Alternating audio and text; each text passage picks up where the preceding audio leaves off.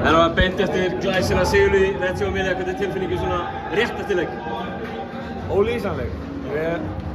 Svona eftir síðasta leik vorum við ekkert alltaf bjartsýnir kannski koma hérna og þeir að styrkja sig.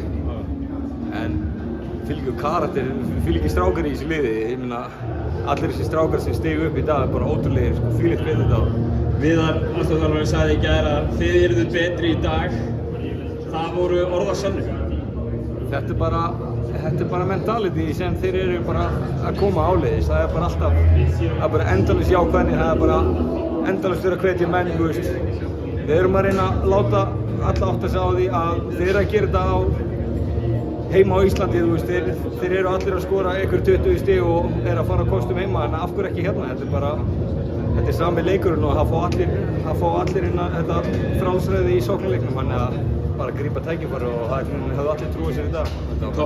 Topparnir í liðinu, þú veist, ef við tölum líka leikmenn eins og þig og Sveituguðinn, Kristinn Pálsson frábær í dag, þú veist, og fleiri. En það var alveg 1 upp í 12, Bjarni Guðmann, Styrmir, fleiri kom inn með rosalega orku og mínútur.